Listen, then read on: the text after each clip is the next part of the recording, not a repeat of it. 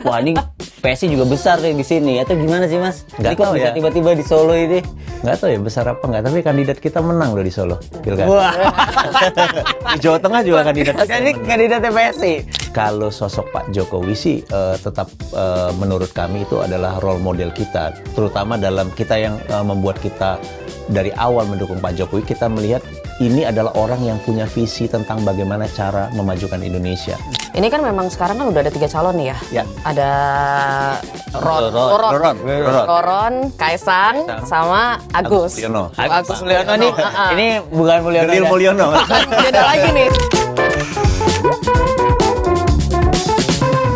Halo sahabat Kompas, kembali lagi dengan saya Nikolaus Sarbowo dengan teman saya. Agnes Theodora. Ya, kami akan membahas isu-isu politik terkini ya Mbak Agi. Ini sekarang lagi rame apa nih Mbak Agi? Lagi rame ini sih, ada satu partai nih ya yang mau kongres ya. Iya betul. Tapi namanya bukan kongres, Apa? pemilu raya. Oh, tapi tetap ada kongres nanti di akhir. Tetap ada, Tapi tetap ini ada pemilu kongresnya. rayanya itu prosesnya Prosesnya, lebih gitu. dianggap demokratis. Ah. Nanti kita dalam ini sedemokratis apa PSI. Oh, partainya PSI. Langsung disebut ya. Nah, ini langsung saja kita mengundang Mas Andi Budiman sebagai apa Mbak Agi nih? Sebagai wakil ketua umum ya. Termasuk Dan sekarang juga pelaksana harian. Ya. Ketua PSI juga ketua steering komite pemilu raya Ya. dan kongres. Nah, gimana Mbak Agi? Kita mau menguliti apa ini? Kita mau menguliti apa? Mau di roasting ya? Mau di roasting. Siap-siap aja nih, Mas. Ini kan sempat ramai bahwa PSI ini akan pemilu raya, lalu akan pemilihannya e-voting. Nah, menggunakan e-voting ini akan setransparansi apa ini? Proses ini gitu, Mas Andi. Pertama saya jelaskan prosesnya dulu ya. Ide awalnya ini dulu datang dari Mas Kaisang sendiri. Jadi Mas Kaisang bilang, saya ingin ketika saya nggak jadi ketua umum lagi, saya sudah meletakkan satu dasar yang saya anggap baik di PSI. Yang dianggap baik itu adalah satu sistem di mana ketua umum itu dipilih oleh seluruh anggota. Seluruh anggota. Jadi satu anggota satu suara. One man, one vote gitu loh. Ini mungkin berbeda dengan cara pemilihan ketua umum di partai lain yang kita kenal misalnya melalui pemilihan yang dilaksanakan oleh atau dilakukan oleh ketua di tingkat provinsi, kota dan lain sebagainya. Tentu masing-masing partai punya cara sendiri-sendiri, harus kita hormati, tapi kita ingin relevan. Jadi supaya ini adalah cara PSI untuk relevan dengan apa yang kita anggap sebagai tuntutan zaman. Pertama, makin ke depan itu para pemilih kita adalah anak muda. Anak muda kalau dia ngomong soal politik, dia akan bertanya, saya akan dilibatkan sejauh mana dalam proses politik? Ikut memilih ketua umum dalam satu partai politik, bagi kita itu adalah salah satu cara untuk mendorong partisipasi anak-anak muda. Kemudian yang kedua, kita berpikir, kalau kita melaksanakan pemilihan umum dengan cara yang konvensional, harganya akan sangat mahal. Akan rumit, mahal, dan lain sebagainya. Kita coba pelajari, di luar ada kecenderungan baru, Mas, Mbak. Jadi misalnya di partai-partai yang terutama diisi oleh anak-anak muda, di Spanyol ada namanya Podemos, di Italia ada Five Star Movement, kemudian ada Piraten Party di Jerman dan di beberapa negara Skandinavia. Mereka menggunakan platform e-vote. Jadi lebih simpel, apalagi sekarang dunia makin bergerak ke arah digital. Betul. Kita juga paham bahwa Indonesia bagian timur masih punya tantangan tersendiri untuk soal akses internet dan lain sebagainya. Tapi kita pikir kalau kita nggak mulai dari sekarang, kapan lagi? Dengan segala yang ada, kita coba aja dulu, gitu loh. Jadi kita menggunakan sistem e-vote. Yang pertama kita lakukan adalah menentukan siapa yang punya hak memilih. Yang punya hak memilih adalah anggota yang tercatat di dalam sistem partai. Kita punya database. Tapi ya tentu kita harus verifikasi ulang anggota ini. Mungkin ada yang nomor teleponnya udah ganti, atau mungkin ada yang orangnya sudah pindah partai, atau jadi golput. Tapi ada juga orang yang baru bergabung. Nah, jadi Itu kita banyak Mas. Kemarin pas lagi diverifikasi orang yang baru mendaftar lagi gitu Banyak. untuk ikut pemilu raya. banyak. Banyak juga. Jadi kita minta juga para pengurus di daerah untuk memanfaatkan momentum ini untuk menjaring keanggotaan baru. Oke. Jadi mereka kemudian store anggota. Kita sudah tutup DPT-nya kemarin per tanggal 9 pukul 24 waktu Indonesia Barat itu jumlah DPT kita 187.000 sekian. Wah, iya. Ada datanya kemarin kita bikin rilis. Seluruh Indonesia. Dari Seluruh Indonesia. 187.000 itu yang tiba-tiba jadi anggota baru itu berapa banyak? Saya harus cek ya, tapi memang kebanyakan juga memang anggota yang lama juga yang sudah ada di database kita. Intinya ada sekitar 187.000 yang akan punya hak pilih. Jadi ketika kita kirim pesan ke mereka apakah benar anggota PSI dan Anda bersedia ikut dalam pemilihan raya, mereka menyatakan iya. Nah, ini yang menjadi database kita, 187.000.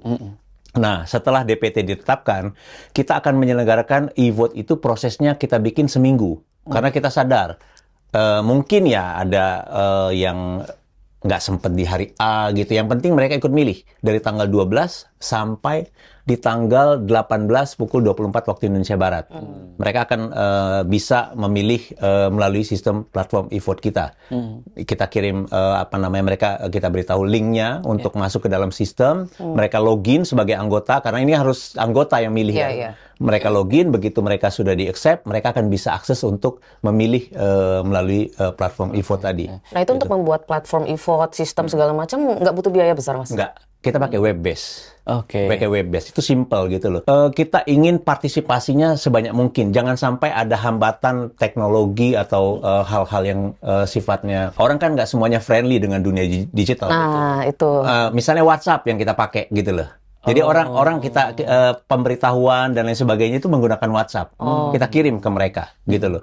Nah, jadi nanti mereka akan diberitahu, diingatkan, ayo memilih. Ini waktu Anda memilih dan lain sebagainya gitu loh. Sampai ditutup tanggal 18 pukul 24. Dan mungkin kalau pakai website itu agak lebih riskan juga. Nah, itu sudah diperhitungkan belum, Mas? Karena kita tahu KPU pun kan ada si rekap itu ya. Itu pun kemarin sempat rame, sempat ngeblank atau apa. Nah, itu diperhitungkan nggak? Karena mungkin ntar publik, wah ini jangan-jangan ada manipulasi di belakangnya gitu. Kita kan masih kurang percaya ya sama masalah perlindungan data. Memang salah satu tantangan kalau saya baca juga di banyak partai di negara lain, di Spanyol misalnya, ketika Podemos itu pertama kali menjalankan sistem ini, anggotanya juga nggak ada yang percaya. Oh gitu ya? Iya, karena ya sama aja kayak kita. Kita juga gitu. Dulu kita misalnya nggak percaya bahwa transaksi perbankan menggunakan web, menggunakan internet itu sesuatu yang aman. Lambat laun kita merasa bahwa ini bisa kok. Aman gitu loh. Ini kan butuh waktu, lebih ringkas, lebih cepat. Memang butuh waktu untuk membangun kepercayaan. Tapi so far kalau kita lihat, ini kan kita ngomong tentang anggota PSI ya, yang ingin terlibat dalam pemilihan raya. Ada antusiasme, artinya ada kepercayaan mereka untuk terlibat di dalam proses ini, gitu loh.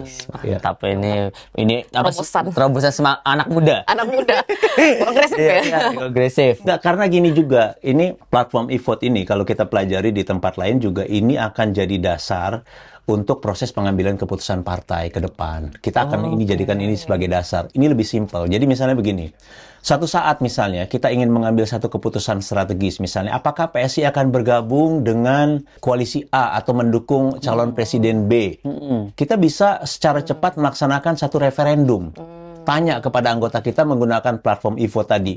Kalian apakah setuju kita gabung ke koalisi atau tidak? Gitu loh. Itu prosesnya cepat. Di negara lain itu juga dilaksanakan. Jadi ini yang dibilang demokratisasi digital tadi itu mendorong proses yang lebih mendekatkan antara anggota partai dengan elit partai dengan proses pengambilan keputusan. Jadi akan ada banyak ruang-ruang baru yang terbuka yang sebelumnya mungkin agak sulit kita imajinasikan. Kita nggak bisa membayangkan satu partai politik gitu, misalnya untuk ngambil keputusan mereka dengan cepat bisa nanya ke anggotanya misalnya, kita mau ini apa enggak, setuju impor beras apa enggak, misalnya. Betul. Ini ada banyak perkembangan atau pengembangan ke depan yang mungkin saat ini belum bisa kita bayangkan, tapi sebetulnya itu bisa dilaksanakan dengan platform ini, gitu loh.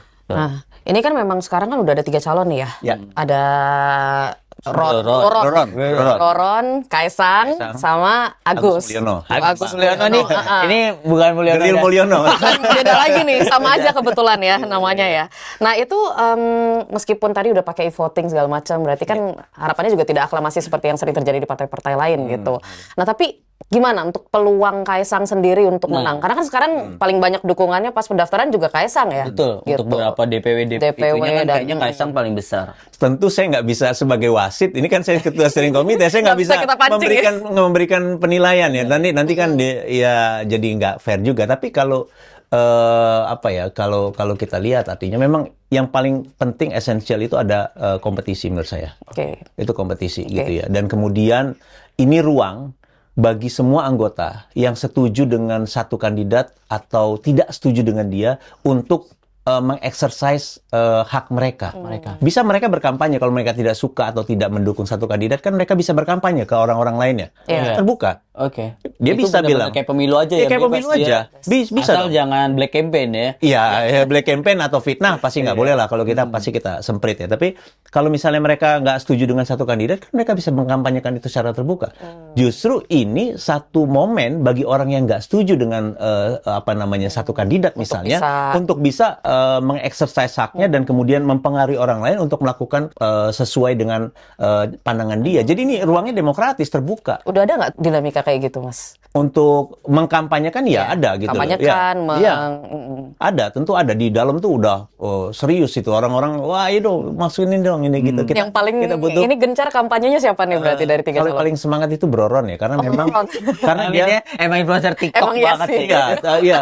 Ini orang ini kan menarik ya. Dia memang terbiasa dengan advokasi dan dengan dunia digital tuh terbiasa banget gitu. Jadi dia memang lincah. Dia kemarin saya perhatikan ada di Kalsel atau Kalteng ya. niat Jadi banget dia dia jadi ketua umum. dia advokasi juga di sana, advokasi. Oh, maksudnya untuk mengadvokasi. Sekaligus advokasi, Oh, sekaligus sekaligus. kampanye karena ini salah satu pendukung dia dan kemudian advokasi kasus gitu. Dia kan memang biasa advokasi, ada kasus PIP dan lain sebagainya gitu. Jadi ini menggariskan aja bahwa proses ini tidak gimmick-gimmickan semata ya, Mas. Itu Mas Sandi menggariskan itu ya. Enggak. Oke. Karena justru kalau menurut saya kan banyak orang juga pesimis bahwa ini katanya hanya untuk melegitimasi satu kandidat. Terbalik, justru orang yang nggak setuju dengan kandidat tertentu ini ruang untuk menyatakan sikap itu gitu loh. Kan Oke. Berarti apapun bisa terjadi, bisa nanti Apapun. Bro Ron yang menjadi ketua bisa umum juga PSI kalau gitu, memang bukan Kaisang. anggota kita menginginkan hal tersebut ya nggak bisa dicegah juga gitu. Ya. Dan nggak masalah soal konsolidasi karena kan dulu identikan dengan partai Pak Jokowi misalnya. Iya. Ntar tiba-tiba Bro Ron nih anak siapa? Berat, kamu anak Kamu siapa? anak siapa ini dicari? Gitu ya. Nggak gitu ya, Mas? Enggak juga. Salah satu hal yang menguntungkan dari satu pemilihan yang dilaksanakan oleh seluruh anggota itu adalah ketua umum terpilih itu betul-betul legitimate. Oke, menarik. Kalau misalnya orang ngerasa bahwa ini nggak dulu penunjukannya misalnya diragukan, dengan proses pemilihan ini itu akan bisa menepis misalnya siapapun yang terpilih, dia akan legitimate. Orang dipilih kok. Setuju. Betul. Orang dipilih kok, meskipun mungkin ada yang nggak setuju ya harus menerima dong. Ini kan demokrasi ya, kayak kita di pemilu aja. Mungkin kita nggak setuju dengan kandidat tertentu, ketika rakyat sudah menentukan sikap bahwa ini yang terpilih ya harus dihormati. Itu esensi dari demokrasi gitu loh. Pilihan yang harus dihargai, pilihan masyarakat dalam konteks kita ya pilihan anggota kita gitu loh, pilihan anggota PSI. Itu sejauh mana sih Mas itu pergerakan suaranya itu bisa dimonitor oleh publik karena khawatirnya ini pada nyoblos ngeklik itu ya, tapi kita tidak tahu ini yang kalau kayak CPNS ya Mbak, itu tuh langsung kelihatan wah ini kita masuk apa enggak. Ini gimana itu untuk bisa memantau itu. Memantaunya kalau di e-vote ya sekali lagi ya kita ada satu sistem ya. Pertama ya, kita juga akan minta ada tim independen untuk melihat sistem kita ke dalam ini. Oke. Itu penting sih, Mas. Memastikan bahwa memang sistem ini berjalan. Kemudian juga tentu kita akan update perkembangannya di publik gitu loh. Tentang perkembangan suara yang masuk dan lain sebagainya gitu loh. Jadi ini cara lainnya, sekali lagi e-vote itu mungkin bagi banyak orang ya masih jadi tanda tanya. Tapi ya kayak tadi, kita dulu di M-Banking, saya juga nggak percaya dulu. Bener nggak sih ini kita bisa transfer atau mindahin dana lewat handphone gitu ya. Tapi lambat laun kan ya udah biasa aja sekarang gitu loh. Iya. Ya. Oke, dan itu akan di-announce juga berarti pergerakan suaranya hari sudah berapa gitu-gitu. Gini, kita sedang menimbang kalau misalnya kita announce itu mungkin nggak ada kejutan lagi gitu. Iya. Tapi mungkin Iya sih, bener kita ya. pingin kongres itu nanti itu betul-betul. Surprise. Iya, makanya tapi kita akan umumkan misalnya ya sama kayak KPU misalnya pergerakan suara yang sudah masuk berapa persen dari mana dan lain sebagainya gitu. Nah, itu penting tapi tuh, Mas. prosesnya nanti bisa dilihat oleh orang dari luar yang kita akan undang untuk melihat masuk. Tentunya publik nggak semuanya bisa masuk ke dalam karena ada kerahasiaan data pribadi juga, ada anggota, ada nick mereka dan lain sebagainya. Ya. Tapi ini kita akan buka ke orang-orang yang memang kita undang untuk melongok sistem kita gitu. Nah ini ngomongin PSI nggak bisa kita nggak ngomongin Jokowi. Susah ya, iya. Presiden Jokowi ya. Presiden Iya, Jokowi, mantan Presiden Jokowi. Nah itu Gimana dulu itu ya, saya kan mengikuti, wah saya tuh kalaupun daftar saya kalkulasi dulu nih, saya jangan sampai saya daftar kalah. Nah ini kan ternyata nggak daftar. Nah itu apa dia udah tahu nih anaknya mau daftar, terus hitung-hitungannya, wah ini gue kayak lawan Kaisang kalah ini. Atau gimana Mas? Gini ya, tentu Pak Jokowi sebagai mantan presiden, tokoh masyarakat, negarawan itu punya pertimbangan tersendiri untuk masuk ke dalam satu partai. Ya mungkin ada pertimbangan yang kita nggak tahu ya, misalnya mungkin beliau merasa tidak berpartai itu pilihan terbaik karena akan tetap jadi milik semua orang dan lain sebagainya. Ya keputusan ini harus kita hormati gitu ya. Tapi sekali lagi di politik itu kan ada banyak ruang, Mas. Ada orang yang di depan panggung, itu ada dia. yang di belakang layar, dan lain sebagainya. Nah, ya silahkan, nanti dilihat aja dalam perkembangannya. Tapi sekali lagi, kalau sosok Pak Jokowi sih tetap menurut kami itu adalah role model kita. Terutama dalam kita yang membuat kita dari awal mendukung Pak Jokowi, kita melihat ini adalah orang yang punya visi tentang bagaimana cara memajukan Indonesia. Apa yang dia kerjakan 10 tahun kan clear banget gitu loh. Bahkan sampai sekarang pun orang masih merasakan manfaat dari apa yang dikerjakan Pak Jokowi. Kalau Burhanuddin Muhtadi katanya 2 minggu lalu di salah satu kanal dia membocorkan survei yang nggak mereka rilis, katanya approval ratingnya Pak Jokowi masih 73%. Iya, benar. 73% itu jumlah yang sangat besar. Untuk mantan presiden. Bahkan Obama di term kedua sebelum berakhir itu di bawah 50%. Jadi ini memang satu fenomena yang tidak terbantahkan bahwa memang Pak Jokowi ini masih mendapatkan tempat di hati banyak orang. 73% masyarakat Termasuk Indonesia. di hati PSI. Jelas. Kalau itu clear. Ini tadi udah memberikan ini bocoran dikit ini. Gimana Bagi? Ini arahnya berarti lebih ke ini ya, berarti peran-peran di belakang layar. Itu kan Pak Jokowi juga udah ngomong sebenarnya. Yang waktu dibilang-bilang mau ke P3 terus dia bilang saya PSI aja lah gitu ya. Apa udah disiapkan Dewan Pembina? Nah, posisinya itu benar nggak itu? apa Posisi gitu? yang apa ya? Paling enggak tuh kayak Pak SBY, kayak Ketua Majelis Tinggi Demokrat. Nah, ini juga nggak kira-kira udah ada komunikasi belum sama Mas Adi Budiman? Udah saya nggak usah. Ini saya nanti dari belakang layar atau secara spesifik nggak apa-apa lah saya masuk ke Dewan Pembina. Itu udah ada informasi gitu nggak sih? Belum ada sih pembicaraan seperti itu. Tapi nanti Pak Jokowi datang loh di kongres kita, ngisi acara dia. Karena sambutan atau ngapain tuh? Enggak. Nyanyi. ada satu sesi Pak Jokowi Ngasih untuk arahan? apa? Ngasih semacam arahan, sharing lah dengan kita. Oke, menarik. Datang, makanya datang. Nanti Kompas kan kita undang pasti. Di Solo. Liput ya? Harus liput. Datang. Tapi tadi ya komunikasi dengan Pak Jokowi seperti apa, Mas? Apa memang beliau cukup di belakang layar atau beliau bersedia untuk nanti ditaruh di struktur partai tapi mungkin ya tadi Dewan Pembina, Dewan Pengarah gitu. Soalnya ngasih arahan loh. Dewan Pengarah betul ya. Nanti mungkin dalam perjalanan waktu akan bisa terlihat bagaimana peran-peran itu akan dijalankan ya. Jadi tapi sekali lagi ya hubungan kita ya tentu sangat baik ya dengan Pak Jokowi dan ya Pak Jokowi juga ya salah satu bentuknya adalah kesediaan Pak Jokowi untuk mengisi sesi di Kongres gitu. Iya. Terus memakai gedung juga kan gedung Pak Jokowi ya. Geraha Sabah itu ya. Iya. Nah itu dan itu ya simbol itu ya. Wah itu simbol banget. Itu lagi nanti ngasih arahan. Solo, gedungnya Jokowi ngasih arahan gitu. Nah, itu udah menandakan apalagi Solo ini kandang banteng juga ini. Nah, gitu ya? itu juga jadi menarik. Nah, Iya, itu juga gitu jadi ya? menarik. Gitu ya. Itu menarik. Itu gimana Mas? Itu memang pengen membuat semacam efek kejut. Wah ini PSI juga besar nih di sini. Atau gimana sih Mas? Nggak Ini kok tahu bisa ya. tiba-tiba di Solo ini? Nggak tahu ya besar apa nggak, tapi kandidat kita menang loh di Solo. Pilkada. Wah. Di Jawa Tengah juga kandidat kita Jadi menang. kandidat PSI. Wah ini pergerakannya ini Sinyal kuat. ya kuat. Dan ini akan gimana Mas? 2029 tadi Mas sebenarnya sudah menyampaikan bahwa ya Pak Jokowi masih di hatinya PSI lah ya.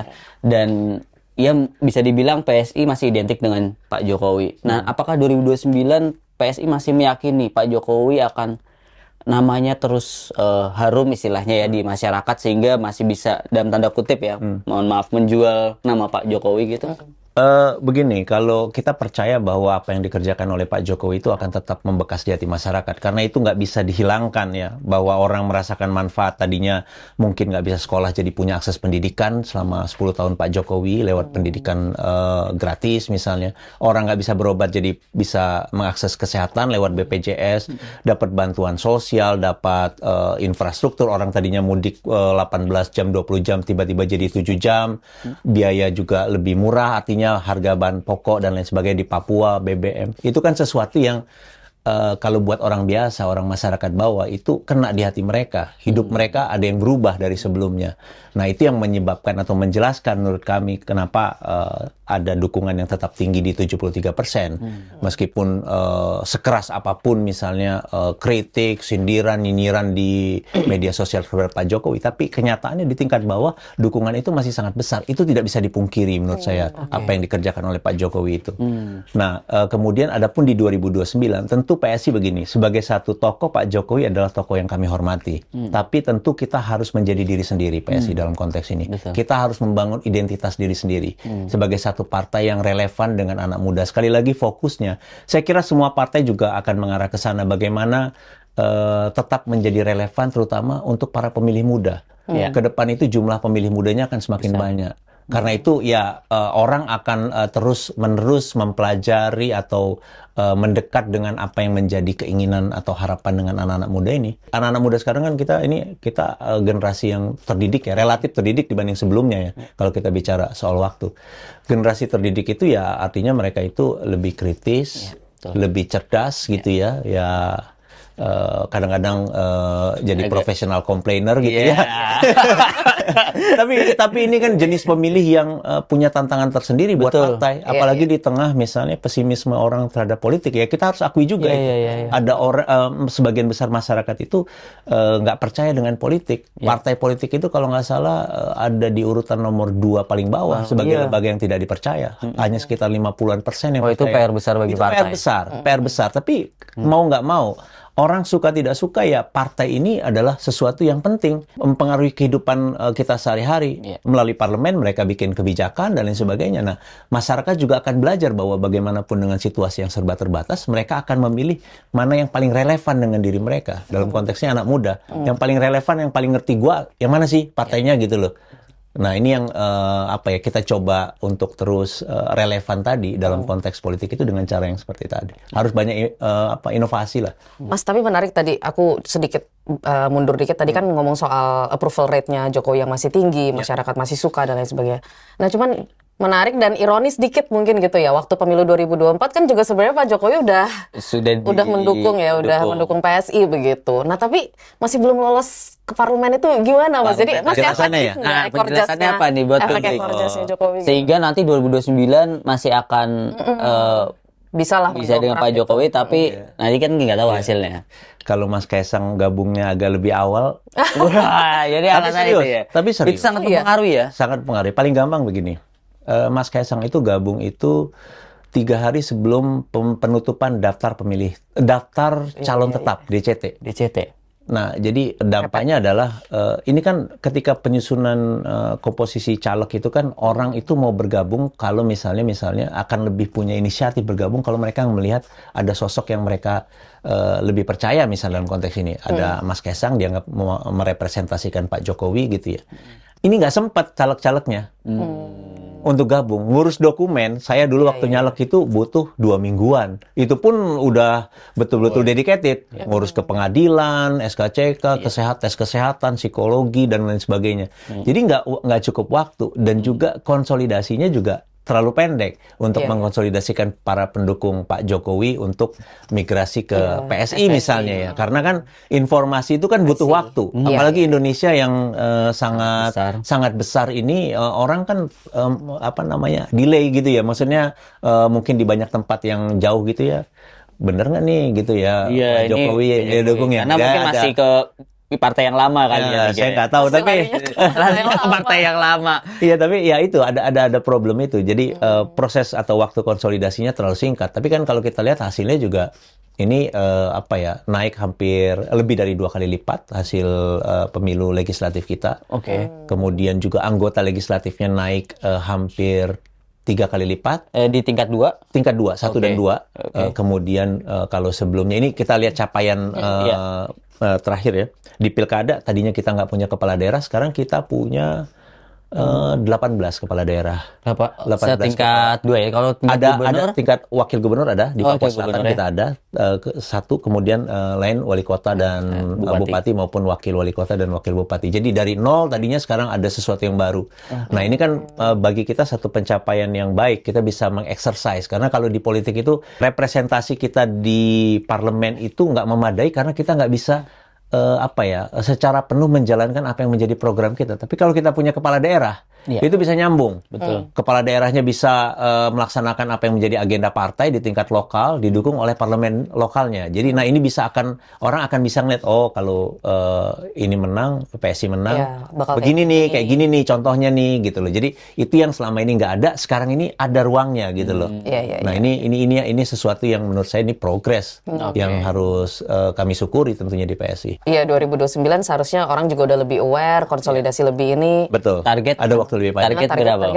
Target. Kalau ini kita belum tahu karena parlemen kan threshold itu masih belum tahu nih pembentuk undang-undang mau diturun. Nah, tapi kira-kira udah ada survei internal belum sih Mas? Ini PSI sudah berapa persen nih? 4% nyampe?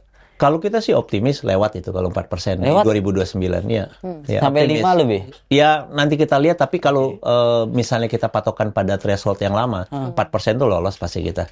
Kita yakin karena nanti akan kita umumkan juga di saat kongres ini akan ada banyak tokoh-tokoh baru bergabung di PSI. Wah, ini coba Mas, bocorin dikit dong. Aduh, ini nggak bisa. Apakah yang memberi arahan? Saya tidak bisa bicara, tapi akan ada banyak tokoh-tokoh ya, terutama di politik itu kan yang penting itu tokoh lokal juga penting. Oke. Tokoh lokal, ada tokoh nasional juga. Jadi ini saya pikir ini akan saling melengkapi dan akan membuat kaki-kaki PSI di 2029 itu semakin kuat.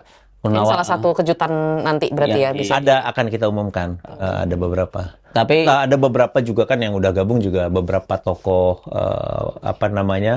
gerakan mahasiswa anak-anak Cipayung, mantan ketua umum PMKRI, mantan ketua umum PMII, ketua umum GMKI, ketua umum Hindu Hikmah Budi, ada Buddha dan karena mereka sebagainya. udah punya dasar kaderisasi Betul, dan lain itu. Betul. Ini kan ya. kalau kita lihat Cipayung ini kan satu kawah candra di muka bagi orang yang mau terjun ke politik. Orang udah punya jaringan nasional, kemudian diuji lewat proses pemilihan di tingkat yang nasional, kemudian juga ya pasti anak mana muda gitu loh karena ya ini udah. Jadi yang gabung nanti nggak mungkin tokoh-tokoh yang udah sepuh juga ya. Ada atau akan mungkin ada juga yang tokoh senior ada juga. Nanti kita tapi nanti akan merubah ini nggak bukan partai anak muda lagi tapi mungkin ya akan ada rebranding nggak sih PSI nanti di kongres nanti? Akan ada rebranding, tapi nanti kalau saya bocorin ini berarti banyak kejutan banyak kejutan karena takutnya kalau progresif anak muda nanti ini lagi bosen juga nih. Tapi nanti anak orang yang senior kan banyak banget senior yang mungkin secara politik hebat, kuat. Tapi nanti, aduh saya mau masuk situ kok umur saya udah 60. Kita udah lama kok. Itu kan di awal aja kita membatasi umur pengurus di bawah 45 tahun ya. Kalau sekarang kita buka karena sekali lagi kita tidak ingin membatasi diri gitu ya. Yang paling penting adalah bagaimana semangatnya, ide-idenya, apakah itu mewakili satu keinginan anak muda atau tidak. Jadi indikator atau ya bentuk ekspresi kemudaan itu melalui program, melalui gagasan politik dan lain sebagainya.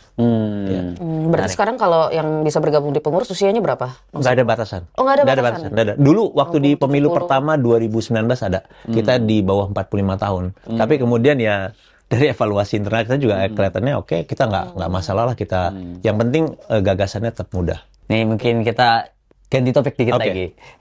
Apa nih? Topik apa nih? Kalau nggak ngomongin PSI juga nggak bisa nggak ngomongin Partai Demokrasi Indonesia Perjuangan. Sama-sama merah. Gitu ya. Sama-sama merah soalnya. Gitu ya. Nah ini gimana? Tadi sebenarnya belum terlalu terjawab banget ya. Kenapa milih di Solo? Dan apakah memang ingin membuat panas, gitu panas ini panas. Itu kan kalau zaman Pilpres itu kalau nggak salah itu pas Pak Prabowo itu kan bikin kantor ini sendiri, Mbak. Pemenangan di Jawa Tengah itu. Nah, itu terus sempat Ibu Mega tuh show of power gitu ya. Ibu Mega tuh kayak ya nanti coba aja, kita tuh masih merumput lah istilahnya. Nanti, tapi kalau dari PSI kenapa milih tiba-tiba? Pertama memang perkembangan kita di Solo itu bagus. Kenaikan anggota legislatif kita punya satu fraksi wakil ketua DPRD ada di sana juga. Kandidat kita untuk wali kota menang. Oke. Wakil wali kotanya dari PSI. Kemudian di Jawa Tengah kita calon gubernurnya kita dukung menang gitu ya. Jadi saya rasa memang Solo ini salah satu akan menjadi tempat persemaian PSI ke depan gitu loh. Oh, iya. Jadi rumah baru PSI. Jadi rumah baru PSI. Ya ini kan kita nggak mau, bukan dalam konteks misalnya untuk show off manas-manasin, enggak ya, ini memang kenyataannya kita punya akar yang kuat sekarang di kota Solo. Berarti memang ya akan membangun basis kekuatan di Solo begitu ya. Untuk nanti kita bicara 2029, bicara Insya Allah kita akan kuat di Solo. Insya Allah. Jawa Tengah? Jawa Tengah kuat. Jadi yang bikin begitu pede loh, ini pede banget ini. Gimana Mas? Ya, Apa yang bikin? kalau kita kan lagi memperkuat kaki-kaki ya. Pertama, tokoh-tokoh lokalnya banyak yang bergabung ke kita gitu ya. Kemudian juga ada representasi Pak Jokowi juga di sana, tidak bisa kita akui gitu ya. Jawa Tengah itu kan salah satu basis pendukung Pak Jokowi ya gitu ya. Saya dengar juga belakangan ini PSI benar-benar memperkuat kantor-kantor di daerah juga. Itu betul ya, Mas? Betul. Itu yang memang jadi concern kita. Jadi sekarang ini yang menjadi fokus kita adalah membentuk struktur kepengurusan di daerah. Sesuatu yang selama ini mungkin masih belum bisa terbangun ya. Karena di politik itu sekali lagi itu makin ke depan tuh politik tuh sifatnya makin lokal. Oke. Saya selalu menggambarkan zaman dulu mungkin PSI itu kayak makhluk yang ganjil, kepalanya besar, jelas, tapi kakinya nggak kelihatan, nggak napak. Jadi orang mungkin tahu apa yang diperjuangkan, apa yang menjadi pikiran, tapi nggak ada kaki-kakinya di bumi. Sementara setiap gagasan itu kan harus punya kaki. Nah, sekarang ini kita lagi memperkuat kaki-kaki kita di tingkat lokal, pengurus daerah. Kita minum dulu kali, Mbak. Oh, haus. Wah, ini ntar abis ini kita ngomongnya lebih panas lagi Wah, nih. ini Pak JO ini salah satu tokoh yang sangat saya hormati. Wah, terima kasih. Benar-benar Pak JO dan Pak Oyong. Oyong. Pak Oyong juga. Kalau Pak Oyong saya nggak sempat bertemu, tapi hanya baca tulisan-tulisannya. Oh, sama Pak Jeko pernah ketemu? Iya dong, iya dong. Oh, sangat. Sebagai mantan wartawan kan pasti ikuti dong, gitu. Makanya kita tanya-tanya juga. Biasa lu nanya apa lagi? Lu mau nanya apa lagi? Gue udah tahu trik-trik lu. Gitu. Nah ini satu lagi yang terkait PDI dan PSI. Ini kan e-voting. Kita tahu nggak cuma PDI, tapi kebanyakan itu partai itu aklamasi. Nah ini tuh e-voting ini mau nyindir partai-partai lain itu apa gimana? Kalau tersindir ya saya nggak tahu, itu bukan intensi kita ya. Kalau ada yang tersindir bukan di luar kontrol. Mas Kaisang kan emang mungkin kan anak muda suka nakal dikit ya.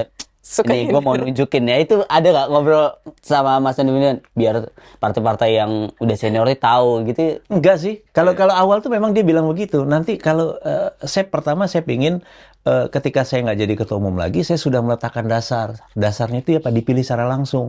Caranya apa? E-vote gitu loh. Jadi ya memang ini, kalau ini sih kita lihat ini sebagai bagian dari transformasi internal ya, nggak ada kaitannya dengan hal yang di luar gitu loh. Kalau ada pihak yang merasa terganggu ya nggak tahu ya. Kalau ada yang resah terus kita nggak bertanggung jawab. Kita nggak bertanggung jawab ya. Walaupun kenyataannya iya mungkin ya. Ada yang kan di dunia kan gitu. Kita nggak bisa ngontrol orang, dia mau nyinyir ke kita, mau membenci kita kan nggak bisa ngubah pikiran mereka. Yang kita bisa kerjakan ya apa yang bisa kita kerjakan aja di diri kita. Kita bisanya ini ya kita kerjakan aja. Do it gitu loh. Itu aja. Narik. Nah ini pengen tahu juga nih pandangannya Mas Andi Budiman ya terhadap konstelasi politik saat inilah gitu. Ini kan sekarang kan orang sering kayak membentur-benturkan atau melihat dua matahari kembar gitu. Jokowi, Prabowo gitu. Bacaannya Mas Andi kayak gimana gitu? Kayaknya udah nggak relevan lagi. Sekarang kan betul-betul Pak Prabowo lah presidennya. Dan sudah jelas, udah clear semua keputusan, semua hal-hal yang sifatnya strategis ya Pak Prabowo yang ngontrol sebagai presiden. Konstitusi kita kan jelas gitu loh. Mungkin kedekatan antara Pak Prabowo dengan Pak Jokowi, mungkin ada kelompok yang merasa terganggu, yang merasa bahwa kepentingan mereka akan bisa lebih mulus kalau misalnya dua orang ini dipisahkan. Kelompok atau partai nih? Saya nggak tahu. Kelompok atau partai ini. Tapi yang jelas kan tidak Pak Prabowo sendiri dalam berbagai kesempatan secara tegas mengakui bahwa memang ada yang ingin memecah belah, tapi saya nggak mungkin melupakan jasa Pak Jokowi dan sebagainya, itu kan pengakuan. Tapi sekali lagi saya rasa kalau sekarang sih udah nggak ini lagi, isu matahari kembar itu ya udah surut, orang juga udah tahu bahwa yang presiden ya Pak Prabowo, yang ngambil keputusan Pak Prabowo gitu loh. Bahwa hubungan dekat dengan Pak Jokowi itu adalah hubungan yang sifatnya pertemanan, yang tidak bisa diputus dengan dengan kebencian, dengan isu dan lain sebagainya. Berarti nanti di Kongres PSI kan Prabowo juga diundang tuh. Akan hadir ya. Duduk samping-sampingan. Kita lihat gitu ya kedekatannya. Tapi akan diundang juga ya? Akan diundang ya. Udah konfirmasi hadir? Insya Allah hadir. Ya. Kalau jadwal presiden kan kita nggak bisa, kadang-kadang ada, tapi kita itu kalau mereka berdua terus tiba-tiba Pak Prabowo hidup PSI. Itu rame. Jadi yang rame nggak cuma hidup Jokowi gitu. Yang rame kan belakangan gitu. Hidup Jokowi. Tahu-tahu. Tahu nanti itu bisa dibuat itu sampai 2029 hidup PSI, hidup PSI. Jadi pokoknya masih panjang ya 2029 dan PSI tetap meyakini akan bisa lolos parliament threshold. Kita yakin, sangat yakin. Persiapan kita akan lebih panjang kali ini. Ya, karena sudah tadi banyak pembenahan di internal yang Mas Andi Budiman sampaikan. Siapapun nanti yang akan menjadi ketua umum ya? Ya, betul. Siapapun, ya. Tapi kita sudah punya struktur di bawah yang kuat. Nah, itu ada sistem, ada struktur yang kuat di bawah. Iya. Oke, gitu Mas Andi. Oke. Terima kasih. Sama-sama. Terima kasih. Ya, sahabat Kompas, demikian berbincangan kami dengan Mas Andi Budiman. Lain waktu kita akan mengundang narasumber-narasumber lain ya, yang menarik. Ngobrol-ngobrol, kita kupas-kupas. Nanti juga kalau ingin membaca hasil ulasan wawancara kami bisa membaca di Kompas ID dan di koran Kompas. Terima kasih sahabat Kompas, sampai jumpa. Sampai jumpa.